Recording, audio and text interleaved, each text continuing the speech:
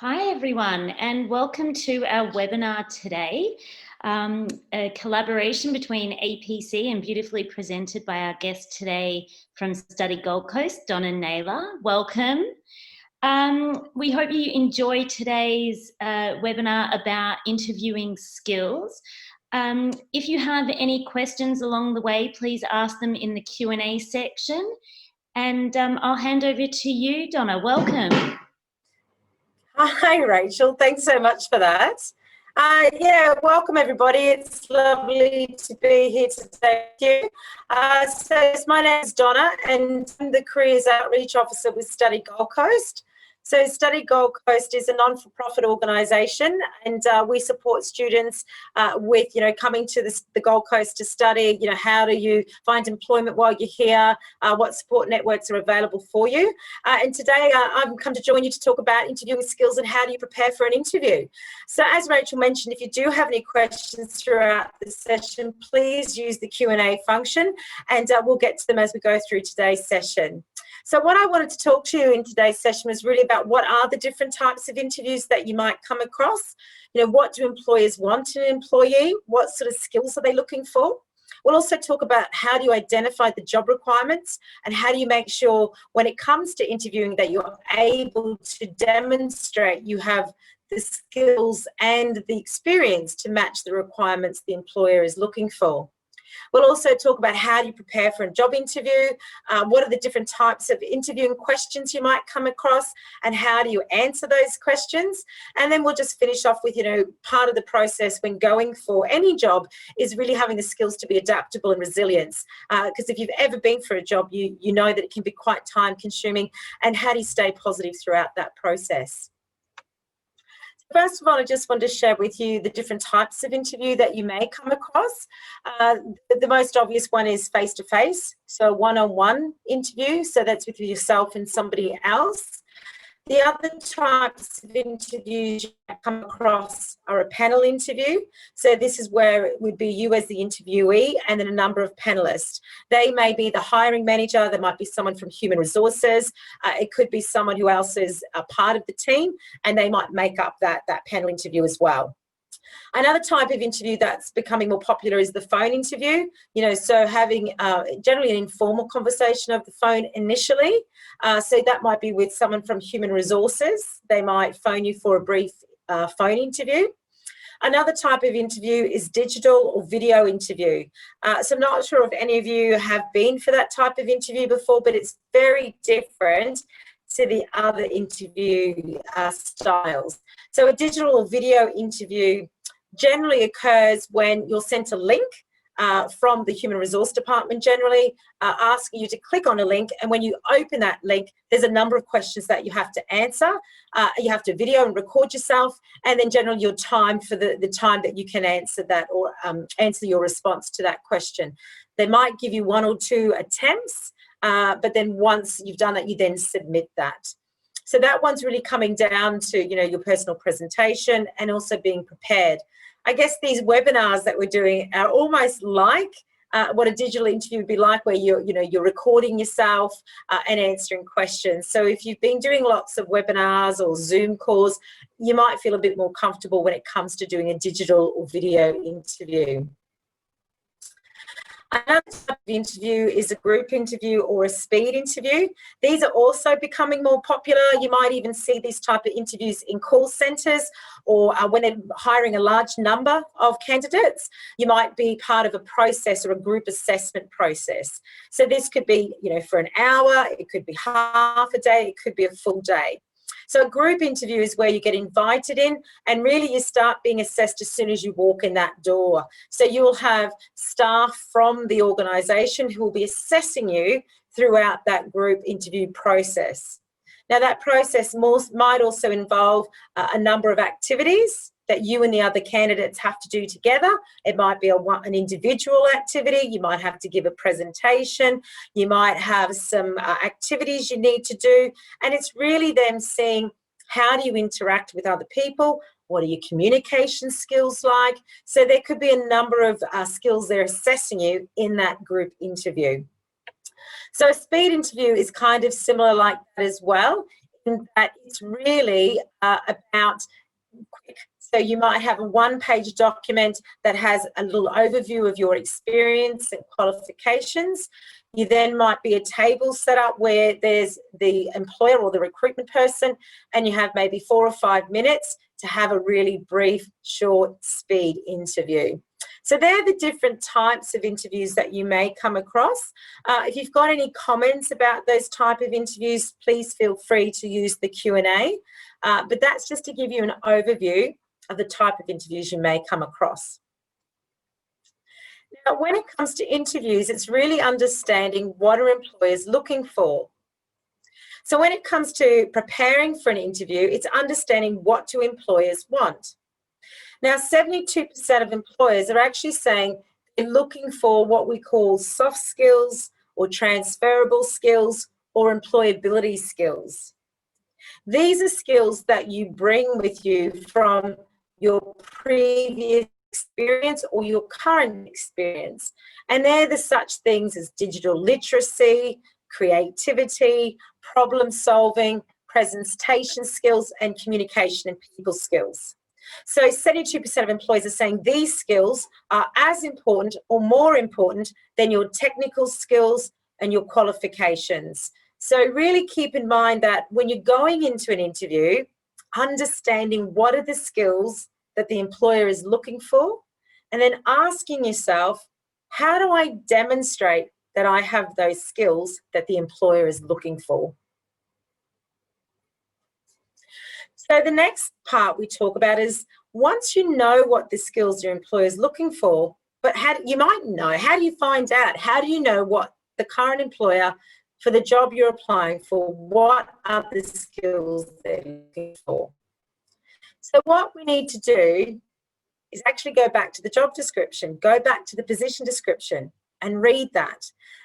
When I speak with students or anyone who's applying for a job, the biggest mistake I find when they're applying for employment is they fail to really understand the job description.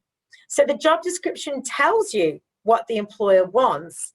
So it's really important that you're able to understand the job requirements and the skills the employer is looking for, and then thinking to yourself, how do I demonstrate those skills? What previous experience or what current experience do I have to demonstrate the skills that the employer is looking for? So what you can see on your screen now is a couple of job advertisements. The one on the left-hand side is the one that's a current vacancy down in Sydney that I just came across. And it's for a casual employee working in a retail shop over the Christmas period. And you can see it's quite a detailed position description. And so they really tell you what they're looking for.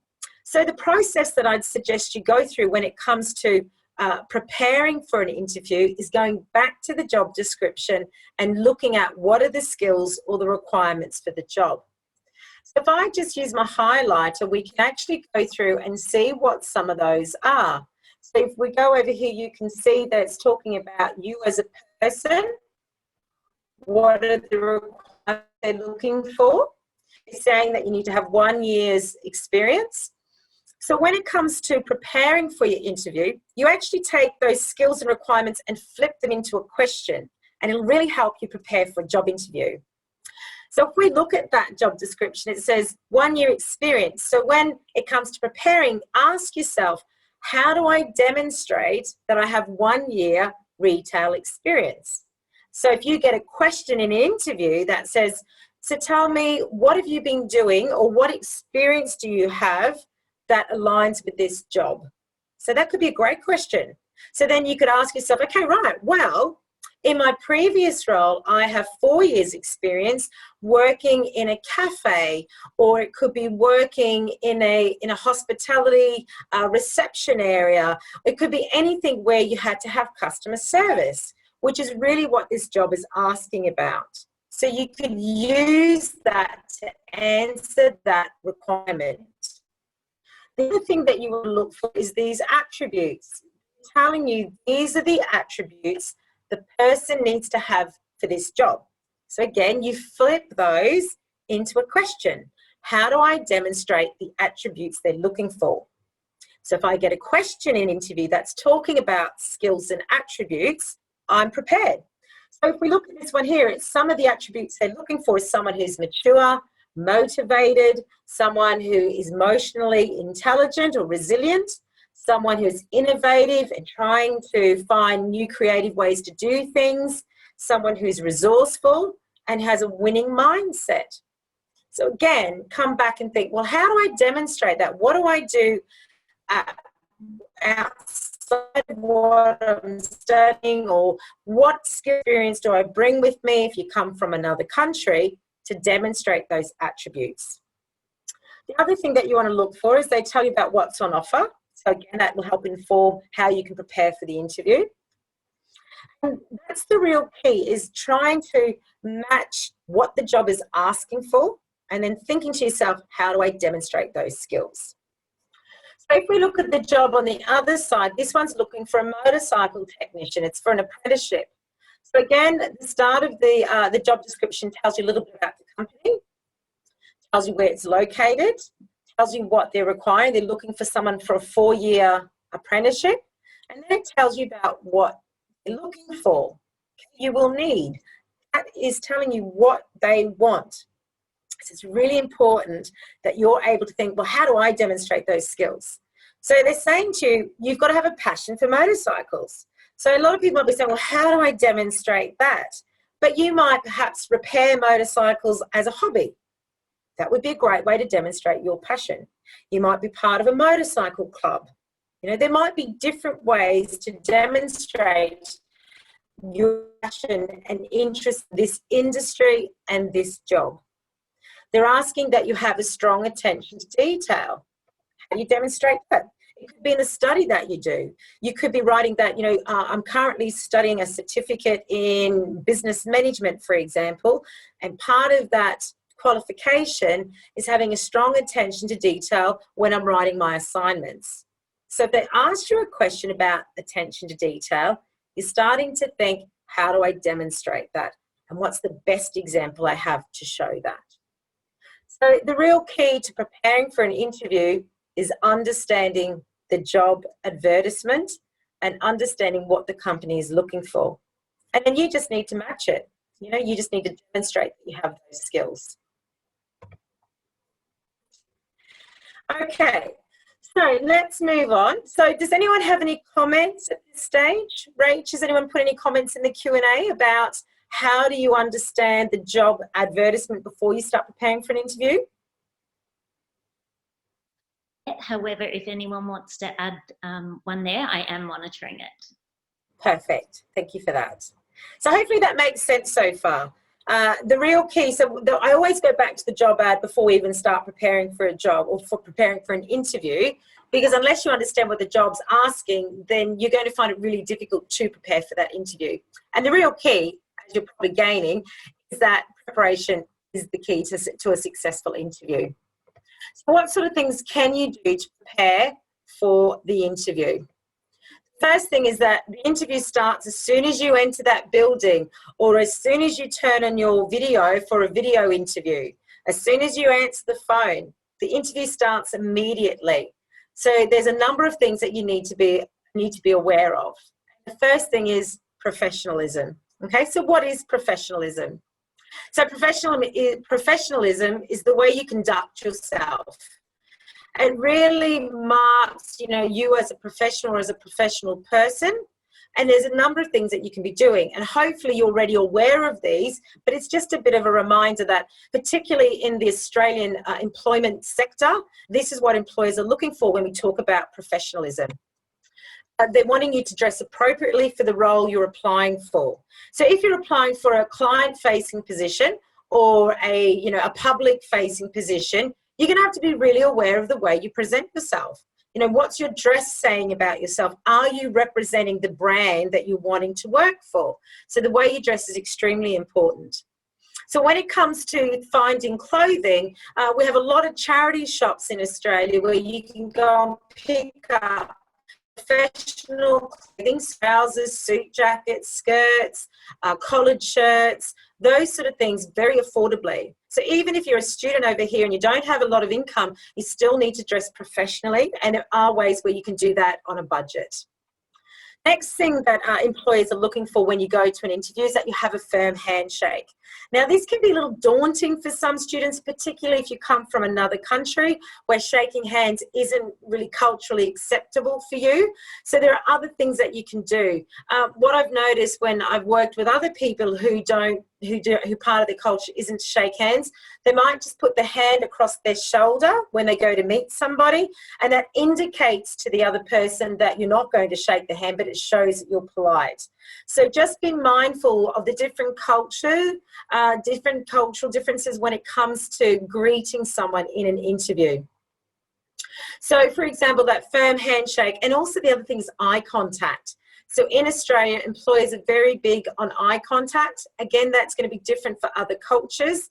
The reason being is that employers see that by having eye contact and a firm handshake is that you're showing respect for them, and you're also showing respect for yourself. So eye contact and handshake is very important. Other thing that you can do to demonstrate professionalism is to obviously be on time or early. Always be at least 5 to 10 minutes early for an interview. And there's really no excuse for saying, I slept in, I lost my travel card, the transport was dreadful. Get there an hour early if you need to, and have a coffee, have a drink, get some mints, freshen your breath, have a drink of water, calm yourself down. But it's really not acceptable to be late for an interview. That might be different in other countries, but in Australia, it shows a lack of respect if you can't be to an interview on time. Other thing to show professionalism is personal hygiene. That's a really big one, particularly in our climate in Australia where it gets very hot. It can get quite sweaty. So if someone who's aware that might be an issue for you, please do something about it. So, have a spray of, deodorant in your bag, before you get to an interview, and make sure that you're aware of your personal hygiene, teeth, hair. If you're a man with beard, make sure it's trimmed. And it's really that body odor. Make sure you're aware of that. Don't overspray yourself, but enough that if you think body odor could be an issue for you, please do something about it. There's nothing more off-putting than going into an interview and you smell the person before they even walk in the door. So be really mindful of that. So that's a little bit about personal hygiene. Also, your breath. If you're a smoker, always have a pack of chewing gum or a mint. Don't be chewing that in the interview, but at least be aware of your breath when you're going into an interview as well. The other one is to appear confident and friendly, which might be easier said than done if you're naturally a shy person or introverted. So I always try to think of when you're going to an interview is that if you're prepared, if you really understand the job you're applying for, then you should have no fear about being confident. You have to really just go in there, give it your best shot, be early, do all the things you can to be prepared, and that will help you to appear confident and friendly. And also think about your tone of voice, and whether if you're a softly spoken person, you might have to speak a little bit louder to show your confidence in yourself as well. So there are just a few tips around professionalism, and it's really important that you are aware of that, particularly in Australian labour market. This is the sort of things employers are looking for. Another thing that employers are very keen on is your body language. So there's a few examples on your screen at the moment of different types of body language. So I'd just like to get you to ask yourself, if you were the person interviewing these people on your screen, who would you want to engage with? Who is someone that you would feel like, yeah, they're here, they're present, they want to be in this interview? And it's just to demonstrate to you the power of body language. We're very visual, so having your arms crossed doesn't demonstrate an open approach to your body language. Like you can see the man on the right-hand side of your screen, the guy slouching in the couch, that's really not appropriate body language as well. And even the girl in the top left-hand corner with her facial expressions, even that demonstrates that she doesn't look really present in that interview either, or she's not particularly respectful. And you can see the girl on the bottom, she might be absolutely terrified, but you can see she's got that eye contact, she's got a handshake ready to go, and in her shoulders, the way she's carrying herself, you can see that she's come prepared and she's ready to give this interview a go. So just be very mindful of what your body language is saying, prospective employer. What I've got on your screen now are just a few stats that I thought I'd share with you, just around what recruiters say when people come in for an interview. The first one shows that 67% of hiring managers say that a lack of eye contact is the biggest mistake that candidates make. So again, it goes back to that if it's not part of your culture or you feel uncomfortable with eye contact. In Australia, recruiters saying you need to have that good eye contact. It doesn't mean you stare at them, but it's glancing every now and back at them so they can see that you're present and you're engaged in that conversation. The next one is that 26% of applicants in an interview get rejected because they fidget too much. So if you're someone who has a tendency of playing with your hair, or having a scratch, find a way not to do that. So if you're aware you have a fidget, and sit on your hands. A lot of people I find use the word and you start waiting to hear them say it again. So if you're someone who has a tendency to do that, again, practice. Try and pause, breathe, and then it'll help you get through that interview as well. The next one is that 21% of interviewers will reject candidates for a weak handshake. It seems like such a small thing. So I'd encourage you to practice your handshakes with your housemates, your friends, people out in the community to see if you're giving a good handshake.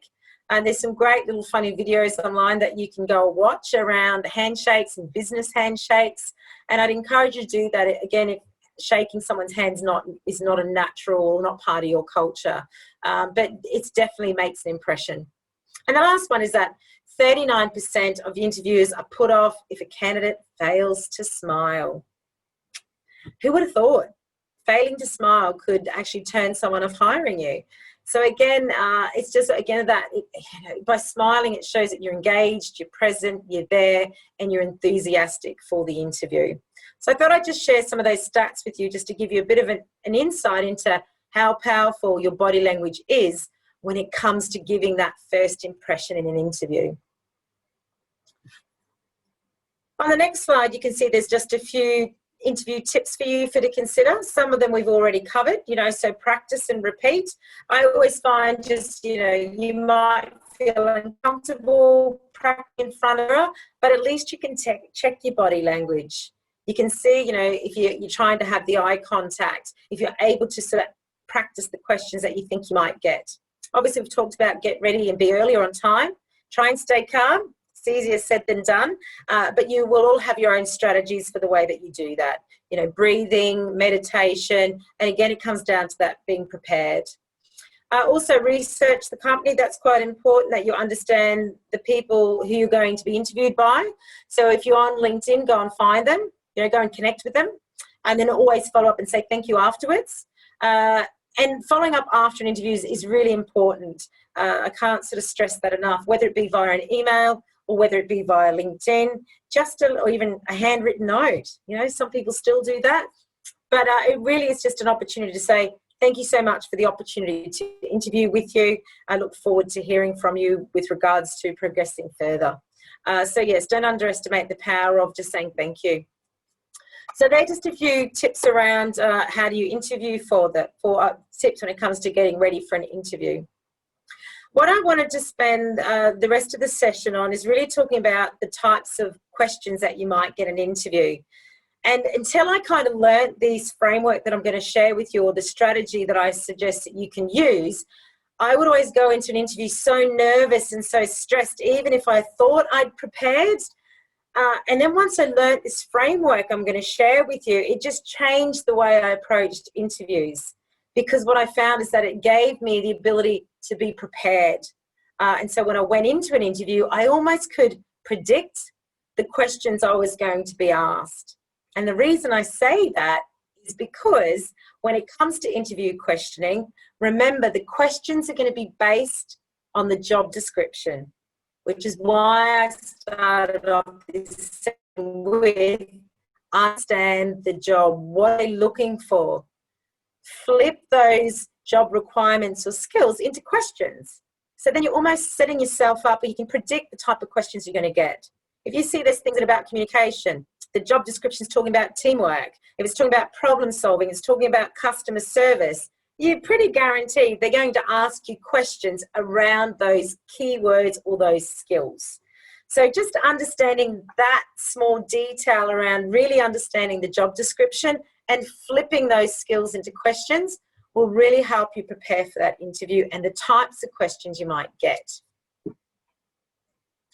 How are we going, Rachel? Any questions? It's a quiet bunch. Hopefully everyone's... Oh, that's great. Someone's made a little comment saying practicing handshakes with people is fun. It really is. And you will find that everyone has a totally different handshake. There's a great little video on handshakes called Business Handshakes. It's in Australia. And it shows, there's the wet fish who sort of, the hands all floppy when they shake. Or there's the, the vice where they squeeze your hand, you feel like they're going to break it. So definitely practicing and making sure you get that right tension is really important. So that's a great point. Kate, thank you for sharing. Hey, Donna, I Yes. might just chime in there. Given that we're in the middle of the pandemic and handshaking has changed to elbow bumps, what's the protocol there? You would still do it. So again, it depends on the culture that you're facing with. If you're with someone who goes in and they don't shake, so you wouldn't be shaking, you might be doing the elbow bumping. I know some people are doing the foot tapping. So I guess it's you just gauging it. But what I've generally found is that if people aren't handshaking, it's the elbow bump or just that simple hand across your shoulder. Someone also has put, do you have to wait until the interviewer offers the hand or you can offer before? So I think Rachel just made a great point that now that we're in this COVID, it is going to be really awkward at the moment. So I would wait for the interviewer to make the lead with that. And if they don't, then I would just come in and have a smile on my face and say, oh, this could be awkward. Hi, nice to meet you. And then come in with the elbow. Obviously not take them out, but tap elbows. Does that kind of help? Oh, and do you have to strong elbow? No, you don't need to have a strong elbow bump. It's more, I can't really demonstrate it, just a tap with a smile on your face and eye contact. So eye contact, hi, nice to meet you, and then back out again. Does that help answer the question? Yes, I think so. That's great. We've just so Angel just popped in with, it's correct to sound. Okay, that's a great question, Angel. So she's just asked a question around, how formal the type of language that you use. I would always err on the side of caution. So when it's an interview, I would be more formal. But you'll naturally find that we mimic behaviour. So even with your body language. So if you're being interviewed by someone who seems quite formal and they're kind of leaning forward, you kind of mimic that behaviour. You sort of parrot back to them. But when it comes to your language, I would still use more formal language than informal language. So certainly not using, I guess, lots of acronyms, not using, obviously, bad language, slang. I avoid using slang because it's still an interview and you want to give that right professional opinion. But that's a great question, Angel, so thank you very much for that. All right, so if you've got any other questions, please dive in there and put some more comments. It's great to see them coming through. So what I thought we'd look at now is just the structure of an interview. Now, again, there will be slight differences depending on the type of interview. So if you're going for a group assessment or a group interview, the structure will be different. So the structure I'm sharing with you here is more for that one-on-one or a panel interview. So it's probably not unusual, but there's going to be like a beginning, like that introduction. We call it the settling in phase. So that's generally where the interviewer will try and put you at ease. So they might ask some general questions, so something about, tell me about yourself. Put your hand up, how many times, or put your hand up if you've been asked that. Tell me about yourself. And you're like, okay, where do I begin? but we'll talk about how you can answer that in a moment. But that general start of the interview structure will be around settling in, making the candidate feel comfortable, and really just sort of asking some generalized questions. How did you find getting in here today? Did you find it's okay? Gee, it's hot outside. So that general chit chat. What happens then is once they've had that settling in phase, you'll find they'll move into the questions aimed around the job description. Okay, so that's where you will then find they'll start discussing about having these different questions. Again, they'll sort of mix them up. If it's a one-on-one interview, obviously they'll have their set questions. Again, if it's formal, they'll have set questions based on the job description. Or if it's a small organisation, you might just find someone will be really informal with you. They just want to get an understanding of what your personality is like. So it will vary. And then once that middle part is where they've asked you those questions, then obviously that at the end will be your opportunity to ask questions. And I would strongly advise that you have questions prepared for your interviewers. And some people might say, well, why? Well, think about it. If you're being interviewed by someone, they want to hire you. You've got this far to an interview. They want to give you the job. So they want to see that you're interested and that you know the company. So, you always must have some questions prepared for them. And it could be simple ones just about, when will you decide to make a decision on this role? What's the culture like here? What's the management structure? What would a typical day look like for me in this role? So you always want to have a couple of questions prepared for the interviewer. Now, you might be thinking, well, what sort of questions can't I ask? So I'll just mention a few. And if you're not sure of the type of questions you should be asking, please feel free to jot them down in the Q&A or in the chat, and I'll address those. Questions you shouldn't ask are ones about pay. What am I going to get paid? How many weeks holiday, or, when will I get time off? Those sort of personal questions, they're the sort of questions that would come once you've been offered the position. Okay, so you just need to avoid those questions that it's really about your fit for the job, not really about what it's being paid. So just be mindful of those. Okay, so let's move on about the type of questions you might come across, because this is a bit that's really important. Okay, so when it comes to the type of questions you might get asked, there's a number of common interview questions. And there's also the one that I mentioned before, which is the one, tell me about yourself. It's a really typical question. And it's usually one they use at the start to try and put you at ease. And this is just a little framework at the bottom there that you can use to answer that question. And I find it quite effective. The first thing is that you want to tell them a little bit about your past. Okay, so hi, my name is Donna. I'm originally from far north Queensland, where I grew up. I've worked in a number of different industries, from hospitality to defence force to retail and government work. I'm really interested in education and training, and I love the type of work that your organisation does. Something a little bit about your past, or it might even be something a bit quirky. And in my spare time, I enjoy, I don't know, raising greyhounds, anything. Or I enjoy surfing, or, I love playing music. Okay, so a little bit about your past. You then talk about your present. What are you currently doing? So I'm currently studying at APC, Australian Pacific College, a diploma in fashion.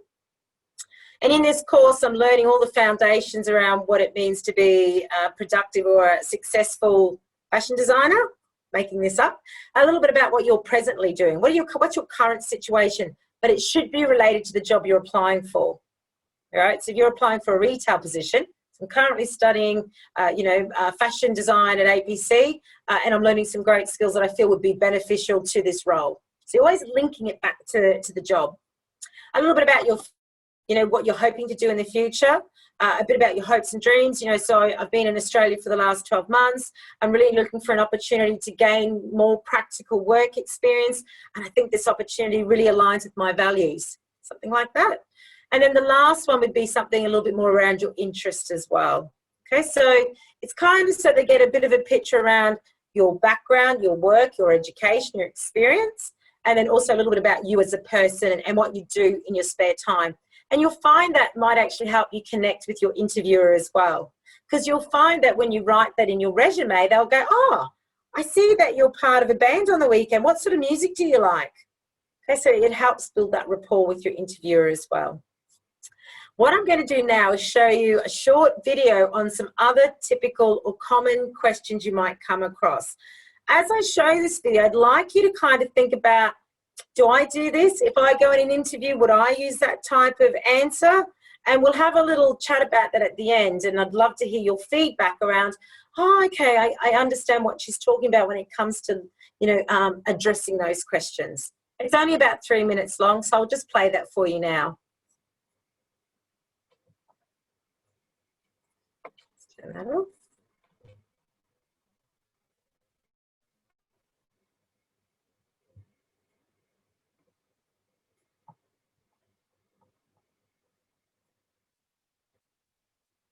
Hello friends, today we are going to see how to answer common questions asked in an interview.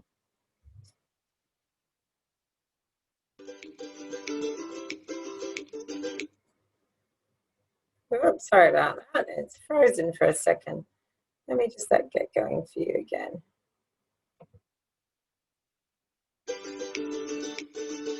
Hi, tell me something about yourself.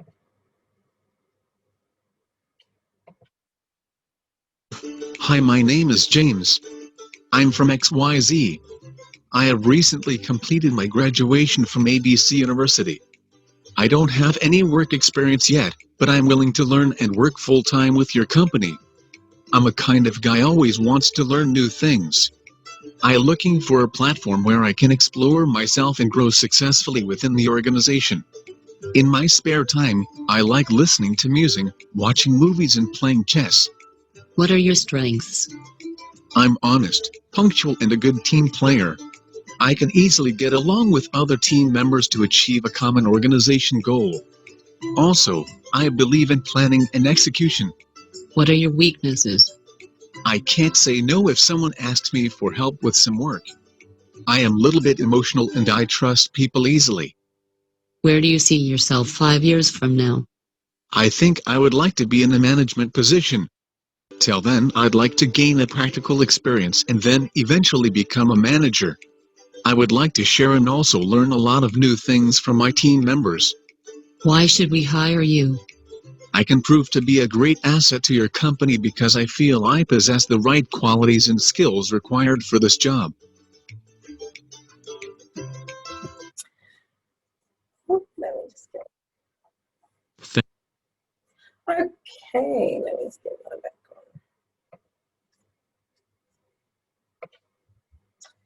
All right, so hopefully that just gives you a bit of an idea of the different structure you can use for those common questions. A couple of things I'd take away from that though is I would actually avoid using negative statements. So for example, at the start of that little video, he said, I don't have any work experience. You don't want to highlight those things. You want to be highlighting what you can bring to the job, not what you can't. So that then takes me to a comment that was just put in the chat around accents. When English isn't your first language and you might find that your accent is quite strong, you certainly don't need to make excuses for that. It's your second language. I think you need to be proud of that. So many Australians don't even speak English very well. So you actually having another language is wonderful. So don't hide behind that. You don't need to apologize for that. But what I would say is that if you get asked a question and the interviewer asks it too fast, that you don't understand it, you are certainly in your right to ask them to repeat that question. So a couple of techniques you can use is to paraphrase the question back to you if you don't understand the question. So something like, thank you, that's a really great question. But what I think you're asking is, how do I present myself in a stressful situation, for example? So you paraphrase the question back to them. That helps them know if you understand it or not, and it just buys you some more time to understand the question. Another strategy you could use is, I'm not sure I understand that question. Would you mind saying it again? It's fine. There's no problem asking that. Or just sort of that, thanks so much for that question. I think I understand it, but could I just ask you, this is what you mean? And then you ask the question in your own words. And I would really advise you to do that rather than guess or just dive in and then you actually don't answer the question at all. You're far better to just accept that English is your second language, and that's okay. And that it's where you've got this far, you've got to the interview. And if you feel that your English isn't as strong as you'd like it to be, that's okay. It's your interview as well. So you're certainly allowed to say, thank you for that question. What I think you're asking is this. Is that correct? Yeah.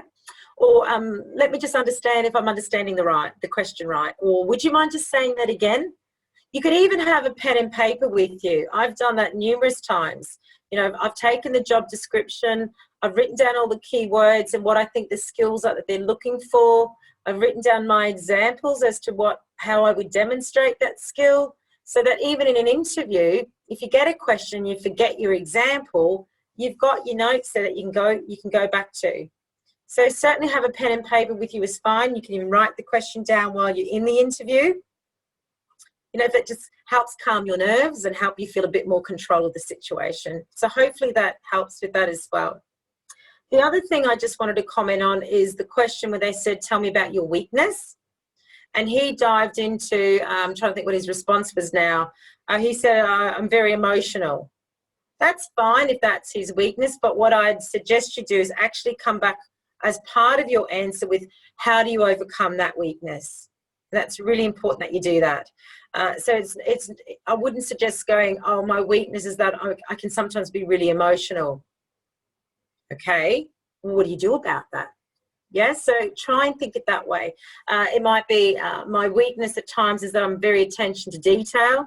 So I sometimes can get stuck in the process.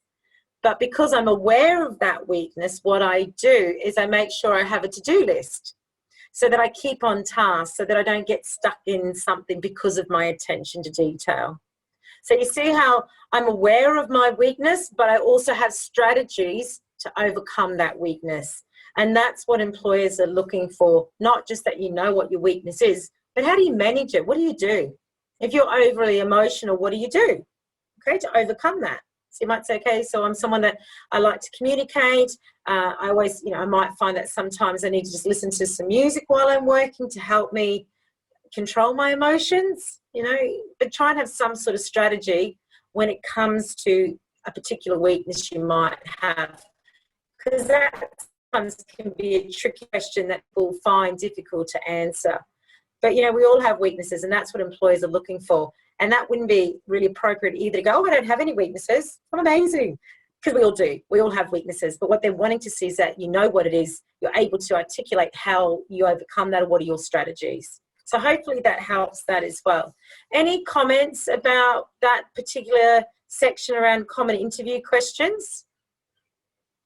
Anyone? Okay. Rachel?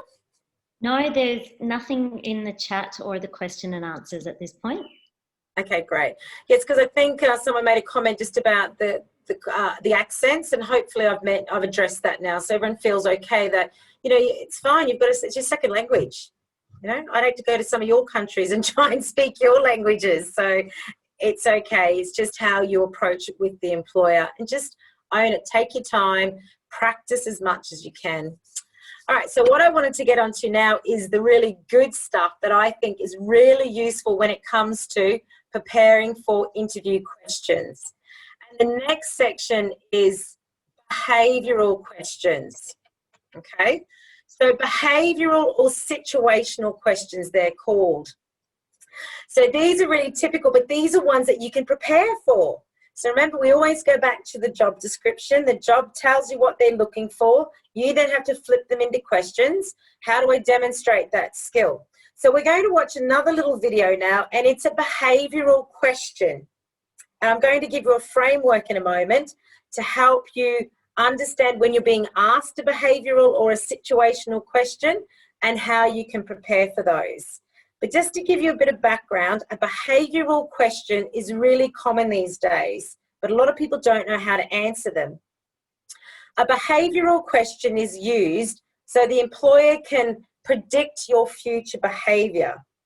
Because if you think about it, your past behavior can predict your future behavior. So interviewers use behavioural questioning as a technique to check your behavioural response.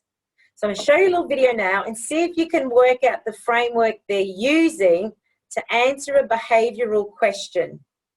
Now, a behavioural or a situational question will usually begin with, tell me about a time, describe a situation, how would you deal with this if it happened? They're asking you about a particular behaviour which is linked to a skill. Okay, so the question that's going to be asked in this question is, how do you handle a difficult situation? So if I asked you that, how do you deal with a difficult situation? What is the skill I'm asking you about? Would anyone like to have a go at answering that? You can either raise your hand. How do you handle a difficult situation? What is the skill I'm asking you about? Would anyone like to have a go? Rachel, do you want to have a go? We actually have Yenny is going to have a go at it. Wonderful. Yenny, please. Oh, I think you're on mute, Yenny. Can you, let me see if I can unmute you. We have a flow coming into the chat as well, responding, problem solving and conflict management. Oh, there they are. Perfect. Wonderful, wonderful. So that's great. Absolutely right. So they're asking you conflict resolution, problem solving. So this is the main skill when it comes to understanding a question. So in an interview, if an interviewer asks you, they're asking you about a skill. So the trick you have to do is understanding what is the skill they're asking you about. Once you understand this skill they're asking you about, then you can provide your response. So let's have a little look at this one, and then I'll ask you a couple of other questions and see if you can work out what are the skills and how would you go about answering these questions.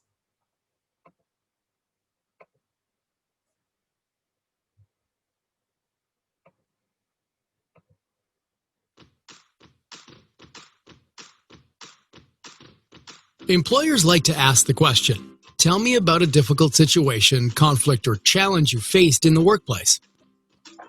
You will most likely be asked this question in one form or another. The employer is checking your critical thinking skills by asking you to relate to a specific instance where you A. Took charge in handling a challenging situation or conflict, and B. Collaborated with your coworkers as a team in order to do so. The employer is checking your critical thinking skills, approach to the problem, and the level of responsibility you take in challenging situations. So it is important that you think of good examples that involve you handling and resolving a problem. Tell me about a time you faced a challenging situation at work. One time a customer was yelling at me. I don't write the rules, so I let her know that and went and got my manager. It is important to make sure that you use an example that demonstrates your ability to handle a tough situation. It does not make sense to use an example that involves elevating the situation to a superior and not being the one responsible for the resolution. This is also a good chance to show your ability to work as part of a team. Being able to analyze a problem, utilizing the advice and suggestions of others demonstrates good critical thinking skills and shows you are a team player. In order to tell an effective story and frame your example, use the PAR model. P stands for problem. What was the problem or challenge you were facing? A is for action. How did you and your coworkers analyze the problem, and what actions did you take in order to solve it? R is for result. What is the positive outcome as a result of your actions? Ending the story strong is necessary. You want to show that you learned from the experience and created a positive situation or environment for all parties involved. Let's look at a good example of a candidate who has structured her answer well. Here, we have a project manager working with two of her colleagues to meet a deadline. Her colleagues were not able to agree with each other on the details of the project. One time, while working as a project manager at Builder's construction company, I was working with two of my colleagues to meet a deadline on a proposal we were drafting. They could not agree with each other on how to approach the proposal, and the deadline was near. It was obvious we needed to work better as a team, so I invited them both to lunch where we were able to openly discuss the details of the project, allowing both of them to hear the full scope of each other's plans. Having lunch together gave them the opportunity to see that they both had similar visions of the big picture, but disagreed about smaller, less important details. After hearing both of their plans, we made a single list using the best and most efficient ideas that we all agreed on. In the end, we ended up drafting one solid proposal that was under budget, making our client very happy. It turned out that afterward, the two worked together even more, producing some of the best projects we had in my time with the company. I feel that the experience helped me improve my ability to collaborate and work as an integral part of a team, while growing in my leadership skills as well. Remember, when answering the question pertaining to a time you were faced with a challenging or difficult situation in the workplace, use examples that demonstrate how you stepped up and took a leadership position by collaborating with your coworkers. Remain upbeat and positive when giving your answer, and use the PAR system to frame the story.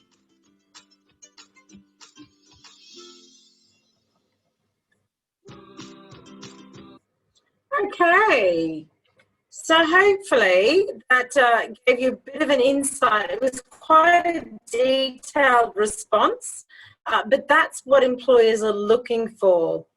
So remember, your past behaviour predicts your future behaviour. And that's what they're trying to find out, that if you're in a situation where it's a difficult situation, how would you respond? So that if you're faced with that similar situation in their workplace, they can kind of see how you may respond. So I'd say that's the single difference when it comes to replying to an interview question. Don't make up a story. You don't have to use a hypothetical answer.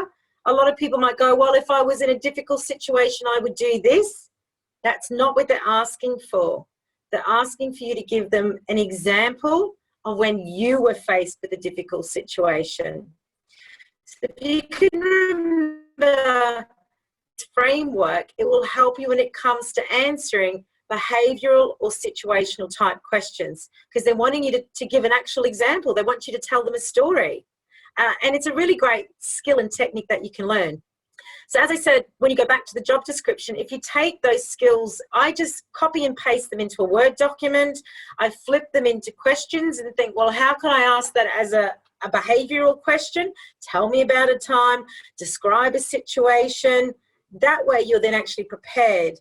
So if you get to a question and you get a question that's around teamwork or handling difficult situations or conflict or your communication skills or your attention to detail, you're actually prepared because you know that's what they're looking for. You've read the job description. You can kind of gauge the sort of questions you're going to get. I remember this one occasion I went for a job a few years ago and there's 26 job requirements, 26 selection criteria. But this is the process that I did. I just went through each of those selection criteria, flipped them into questions, came up with examples to demonstrate those criteria, and I got asked most of them in the interview. And I remember coming away from it, and at the end, the feedback was just like, wow, you could tell I'd prepared because I understood what the job was asking. So it does work. It just takes a little bit of extra preparation. So on your screen now, you can see a framework which is similar to the one that was in the video, which was PAR, P-A-R. I find CAR a little easier to remember. So that's the framework that I'm going to teach you. You may have come across other frameworks as well, like STAR, which stands for situation, task, action, result. But I find CAR really nice and easy to remember. So the way I approach this is, say, for example, I'll give you a question now and see if you can use this framework. I'm going to ask for a volunteer to see if they want to have a go at answering this question using this framework. So just to clarify, the framework stands for context, action, result. So the context is the background story. So in my current role, in my previous position where I worked as a retail assistant, I was faced with this customer. So what's the background story to your example? The A stands for action. What did you do? Now, this is the key. This should be 90% of your example because your action demonstrates your behaviour. So in this situation when I was dealt with a difficult customer, the action I took was this, this, this, and this. And the R stands for what was the result, or the outcome, or what did you learn. So the result of my actions from dealing with this difficult customer was that we resolved the situation and they actually left happy and came back as a repeat customer. So that's how you basically use this framework. So I thought I'd give you a little go at having a go at using this framework. And it's a really great skill to develop when it comes to behavioural questioning. So I'm going to type the question into the chat, but I'll read it out to you. So the question is, tell me about a time when you had to manage conflicting priorities and describe the actions you took. So the first process should be understanding what is the skill they're asking you about. So I'll just type the question there. Tell me about a time when you had conflicting priorities. And how did, and what actions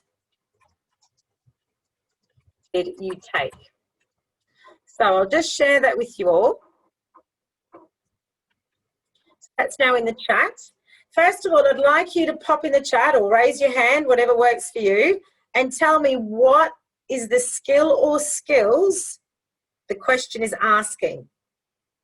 Let's see who thinks they can work it. Okay, so tell me about a time when you had conflicting priorities and what actions did you take? Perfect. Elif, time management? Absolutely. Anything else? Any others? Yep, definitely time management. So can you understand how important it is that you understand the question? Which is why I'd suggest having a notepad and pen with you if English isn't your first language, so that when you get asked a question, you can even jot down the question in your own shorthand and then go, okay, right, what is the skill that asks me? And then the next step is, what example do I have? What example do I have to demonstrate how I manage my time when it comes to prioritizing conflicting priorities? Okay. So what I'd like to see now, would anyone like to have a go at using the CAR framework, context, action, result, to answer that question? Do we have any volunteers? Anyone?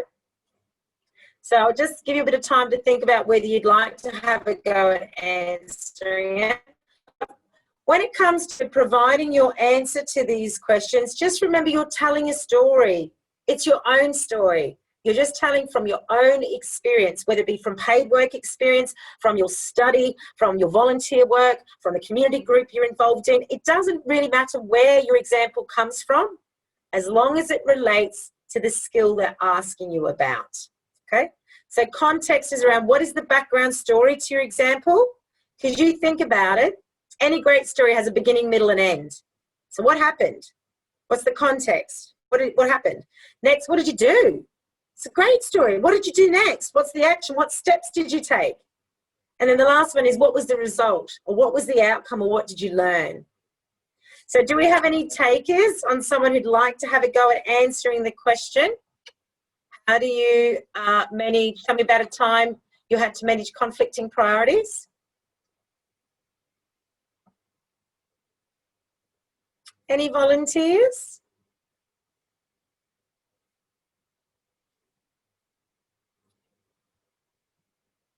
None. Okay, fine.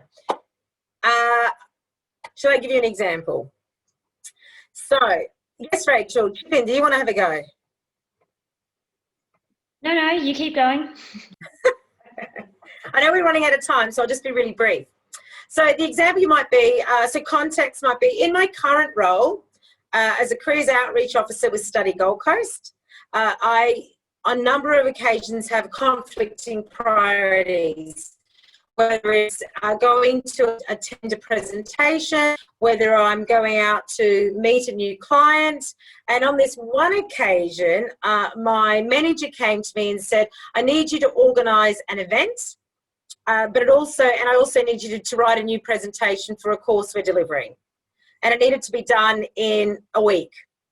So that's my context. That's the background to my example. I've understood what the skill is, conflict. So the conflict is that I've got an event I need to organise and a presentation I need to write. So there's a conflict there because it needs to be done at the same time and they take quite a bit of time. So the A, action. So what I did is that I sat down and I said to my manager, thank you very much. Let me just have some time to think about how I'm going to make this work and then I'll come back to you. So I sat down, I worked out my priorities and decided, okay, right, I think if I delegate some of the responsibility to a co-worker when it comes to organising the event, because I know that they've got the skill set for that, and that then would free me up to focus on writing the content for this presentation because that's my skill set.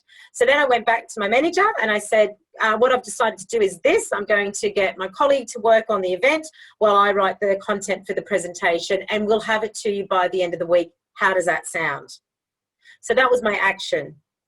And the result is that I spoke to my colleague, I had them on board, the manager was happy with the time frame that we could deliver it, and I'm happy to say that the presentation was up to scratch and the event went by without any complications. So that's how you can kind of use that framework to answer that type of questioning. Does that help? Does everyone think they can see how they could potentially use this framework when it comes to any questions that start with, tell me about a time, describe a situation? They're wanting you to give an actual example. Okay. So I think there's a little question. Great. So someone's popped in there and sort of said they had an angry client, they listened to them calmly, perfect. You didn't get aggro with them, which is not the appropriate behaviour, and then you paraphrased it back to them what they said. Great response. The only thing I would say then would be your result. What was the result of your action? Because remember, every great story has that beginning, middle, and end. And you'll hear it when someone's telling you a great story. If they leave out that result at the end, you'll be like, well, what happened? What happened in that conflict? What did you do? So just remember that they're the three parts. What was the background of your example? What was the context? What did you do? And what was the result? What happened? What was the outcome? Okay. I think there was another question here that I might have saw fly past. Yeah, sure. I can read some questions out to you if you Thank you. like. So we have the question, why is experience in Australia so important as compared to work experience from other countries overseas? Such a great question. Come across this all the time. In my previous roles, I've worked at 2 of the local universities and dealing with a lot of international students, and it's a cultural difference. Some cultures really value education and qualifications over experience. Australia, we don't get me wrong, qualifications is just as valuable, but we actually need the experience as well. So a lot of employers will actually take students over their experience while they're studying as well, because those soft skills, those transferable skills, communication skills, attention to detail, time management skills, you can't necessarily learn through your studies. They're personal attributes that you bring to an employer. And this is what our employees in Australia value. They value the experience you have. So one of the points that I just really want to make, if you're an international student, please use your past experience from home to demonstrate the skills in Australia, because employers want that.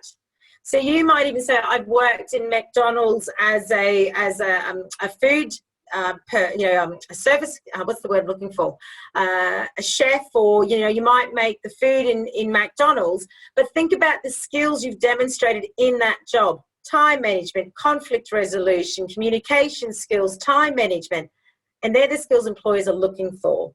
So when it comes to Australia employers, it doesn't matter where you get your experience from, as long as you can demonstrate the skills for the job, which is why it's so important that you get volunteer experience, that you go out and join community clubs so you can practice your skills, do part-time work, casual work, go and volunteer within your university or your campus, wherever you are, to try and get experience that you can use and demonstrate that to employers. So employers value both qualifications, but experience as well. And it's not just, so a lot of students come to me saying, I worked in my home country in Brazil, but it's not related to the job I'm applying for. It does it. Does it relate? Did you need in that? Did you need customer service? Oh, yeah. Did you need to have time management skills? Oh, absolutely. They're the skills that employers are looking for. Does that, hopefully that makes sense. Okay, so definitely include your experience regardless of whether you think it relates to the job you're applying for or not, because it's those transferable skills, those soft skills that employers value in Australia. So hopefully that answers that question. We have another question, which is, can men wear earrings and have piercings when they attend an interview? Good question, and it's funny you ask that girl interview position with the organisation I work for, and as you can see, my role's very client-facing, and she actually came to the interview with a tongue piercing. So we're like, okay, right, how will our members feel about that? So I would suggest if your role is a client-facing role, that be mindful of your appearance. If you've got lots of tattoos, can you cover them? If you have piercings, can you take them out for the interview? Or you show them, but just be aware that the organisation that you're applying for might have a policy around personal appearance. Okay, so the company you're working for might say, right, personal appearance means you can't have any visible tattoos and you can't have any visible body piercings. So then it would be up to you to decide whether you can take the piercing out or whether you can hide the tattoos, but it will come down to each individual company and whether they have a policy around that. But when it comes to an interview, if you can cover it up, I think it comes down to the type of job you're applying for. Some jobs might be fine. You know, if you're working in IT and you're not public facing, they might be fine with that. So it would just come down to the organisation you're applying to. Thank you. We have another question saying, I'm wondering what about the question, where do you see yourself in the next 5 to 10 years, when the job that we apply for doesn't really have any career progression? Yeah, good question. I would say in a position where it's a casual role, like a Christmas casual position, it's unlikely you're going to get that question. Yeah, it's unlikely. If it's a position for a full-time role or it's like a graduate position, you might come across that question. And again, you just be truthful, but you're not saying, oh, I want your job, but you'd think more about, okay, what are the skills I'm wanting to develop? So you might say, right, in the next 5 years, I'm really interested in this line or this industry. So I see myself developing more skills through professional development or opportunities to build my skill set. So that might be a better way to approach it. But I would say in a casual type role, it's unlikely you'll get asked that question. But if you do, you can talk around skill development and, trying to understand more about the industry you're working in. Thank you. And we have a question from Sabrina as well. What is the best question to show my interest when I'm asked if I have any questions at the end of the interview? Great. That's a great question. Again, it'll depend on the type of role you're applying for. So there's a couple of questions. I'll read out a couple that might be helpful. One could be something along the lines of what would success look like in this position? What kind of KPIs are there? I'm really interested in this role. Before I leave, do you have any concerns for my suitability for the position? Because that would give you an opportunity to address any gaps they might think that you have. I mean, so I guess it just depends on how confident you are, but that is a really great question. I'm really interested in this position. I hope my enthusiasm has come across. Just wondering before I go, do you have any concerns about my suitability for the position that I could address before I leave? So that might be one that might be kind of useful to use. What else have I got on here? Some other good questions to ask is, I've already touched on these. When do you intend to make a decision? Can you describe a typical day? I'm interested to hear what you enjoy about the company. That might be a good one to show your enthusiasm. I'm curious to understand what you enjoy about working for this company. That might be a nice one as well. Are there any training opportunities? Or what challenges do you anticipate I might face in this role? So that hopefully gives you a few ideas as well. Great, thank you. That's all the questions at this point. Great. I know we've gone over time, so I'll just quickly flick through the last 2 slides. The last ones I just wanted to touch on was just about adaptability. and resilience. I'm sure some of you can relate to this image on your screen. I certainly know when I travelled many years ago and landed overseas looking for employment, I thought my plan would be really easy. I had some skills, I had some work experience, it'll be straightforward. I'll land, I've got some money in my pocket, I've got my backpack, I'll just go and apply for a job and it'll be easy. But what I found is that your plan is never straight. Life in general is never smooth sailing. It's more like this image at the bottom, reality. There's ups and downs, there's challenges that you're going to come across. I'm sure a lot of you are finding a lot of challenges at the moment with COVID. So all I would say when it comes to looking for work is stay adaptable, stay resilient, network with as many people as you can. Always write your resume to the job you're applying for. You're far better to target employers, identify potential employers that you want to work for. If you come to Australia with lots of skills and experience, then tailor those industries, find out where those jobs are, and you can do that easily through a search on Seek. You can drop down jobs, Sydney, Gold Coast, wherever you are, classifications, and it'll tell you how many jobs are in that industry. So then you can target those particular industries if you've got those skill sets that match. Think about how do you take your existing skills and adapt them to the industries that have got jobs. The top 5 industries at the moment for work is healthcare and medical, but you might have a trade background. Maybe you could go and become an electrician or a carpenter or an administrator in the healthcare sector, because that's where there's lots of work. You might find there's work in manufacturing, transport, logistics, professional services, IT, education and training, there's work, community services and development. So just think about what are your existing skills and how can you adapt them to the industries that have got vacancies. And doing a quick search on Seek by classifications will help you identify those vacancies. But just understand that searching for work, it's not a quick process, but the more you prepare, the more you plan, the more you network, the more opportunities will come your way. So I just wanted to finish off with embrace the journey. Okay, your career is a series of jobs strung together, but it forms a story that you're in charge of writing. So, talk to people, connect. There's resources out there to help you. Part of Study Gold Coast, who APC is a member of, you've got resources available to you. And just a final note at the bottom that borrowed, job interviews are like a first date. Good impressions count, awkwardness can occur, and outcomes are unpredictable. So stay resilient, stay strong, stay connected, and get the support if you need it. So we've had some Q&A. Study Gold Coast is an option there for you. You can get in touch with our student support officers if you need any support around finding employment. And the last thing I wanted to mention before you go is that launching today is the Gold Coast Student Jobs. So this is a job site for students and graduates. So I've just put the website up on your screen. You can see you can search for unpaid work experience. You can pay for casual work. You can search for full-time work. So those of you who said before, I don't have any experience, there's now a platform that you can go to and find opportunities for unpaid work so that you can gain experience to help write and build your profile and your resume. So I just wanted to share that with you as well before we leave. But thank you so much for your time.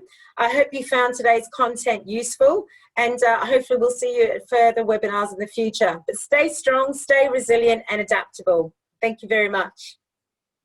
And thank you, Donna, so much for taking the time to present to us today. It's been wonderful. You're welcome. Thank you. I hope everyone got something out of it. I think they definitely did. There was a lot in there, a lot for everyone to Great. Yeah, there's lots of comments coming through. So thank you, everybody. It was lovely to talk. Sorry, I normally like to be able to have a two-way conversation, but this is the way webinars are going at this stage. But all the very best. Thank you. All right, I'll say goodbye.